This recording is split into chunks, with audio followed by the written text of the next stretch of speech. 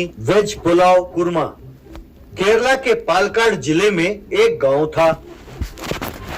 वहाँ नायर नाम का एक व्यक्ति रहता था। वो बहुत भोला था। उसकी पत्नी थी कुटी। वो बहुत होशियार थी। उस इलाके में बहुत सारे नारियल के पेड़ थे। नायर का अपना एक छोटा सा नारियल का बगीचा था। पति पत्नी मिलकर नारियल के बगीचे का सारा काम करते थे। पेड़ों से नारियल तोड़कर नायर अपने ट्रैक्टर में डालकर उन्हें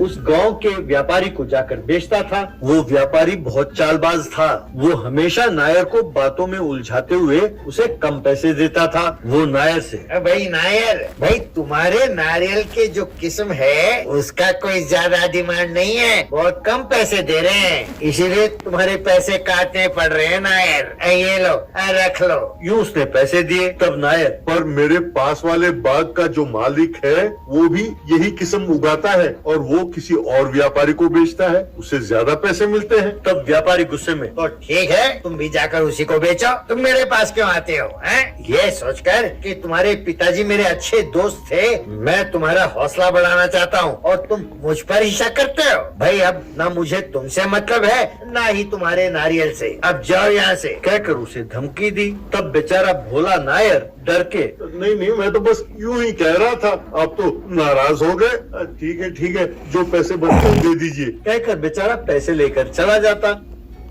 घर पर उसकी पत्नी कुटी, अजी सुनो जी, वो आपको धोखा दे रहा है और आप उसका यकीन करते हो। इस बार हम नारियल बाजार में बेचेंगे, मेरी बात मानो। तब नायर, ना बाबा ना, उसे मना करके बाजार में बेचेंगे, ये बात तो सोचना भी बेकार है। भाई मुझ में इतनी हिम्मत नहीं है। ऐसा कहा। एक दिन नायर और कुटी बाग में काम कर रहे थे।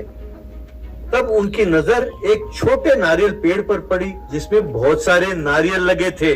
नायर, ये क्या, ये पेड़ अपने खेत में कैसे आया? ऐसे पेड़ तो हमने कभी उगाए नहीं। यूं कह रहा था कि तभी उसने दो लिलीपुट एक दूसरे के साथ लड़ रहे थे। एक लिलीपुट, ये सब तुम्हारे वजह से हुआ, तुम नहीं करते तो ऐसा नहीं होता, कहकर मार रहा था। तब दूसरा, नहीं, मेरी वजह से नहीं, सब तुम्हारी वजह से हुआ, नालायक, निकम्मे, कहकर मारा। यूं एक दूसरे को मारते हुए वो दोनों पेड़ से फिसलकर नीचे गिरे।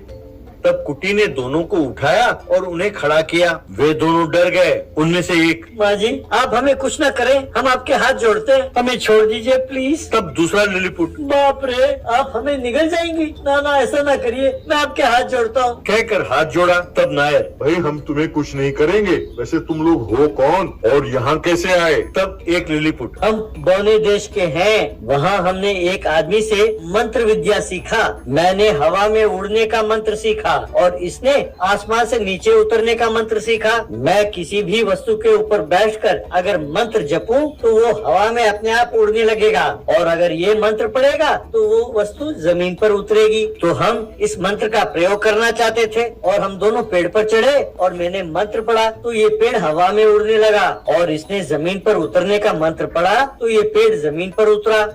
तब कुटी, तो परेशानी किस बात की है? तुम दोबारा मंत्र पढ़ो और हवा में उड़ जाओ। तब एक लिलीपुट, यही तो परेशानी है, ये कमबख्त वो मंत्र भूल गया, अब हम दोनों हमारे देश जाएंगे कैसे? तब कुटी, अरे रोना बंद करो, तुम्हें डरने की कोई जरूरत नहीं है, तुम दोनों को तुम्हारे देश भेजने की जिम्मेदारी मेरी है। कहकर दोनों को जमीन पर उतारा। तब नायर, लेकिन भगवान तुम इन दोनों को इनके देश कैसे भेजोगी? तुम तो वो मंत्र जानती नहीं। यूं कहा भोलेपन के साथ। तब कुटी, इसके लिए मंत्र की कोई जरूरत नहीं है, तुम वैसा करो जैसा मैं कहती हूँ। कहकर उसने नायर को समझाया कि उसे करना क्या है। तब नायर एक खिलौने की दुकान में गया और एक हवाई जहाज वाला खिलौना खरीद कर ले आया।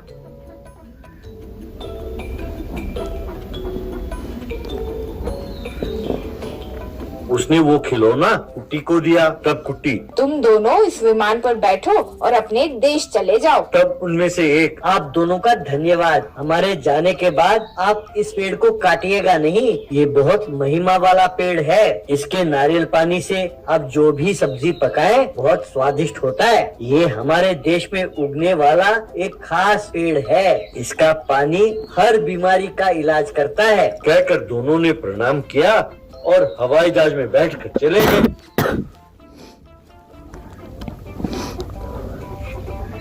उस दिन से उस नारियल पानी से चिकन बिरयानी, पुलाव, वेज कुरमा जैसे सब व्यंजन बनाकर एक ठेले में रखकर बेचने लगे। लोगों को उन व्यंजनों का स्वाद बहुत अच्छा लगा। यूं बहुत कम समय में ही उस ठेले का खूब नाम हुआ।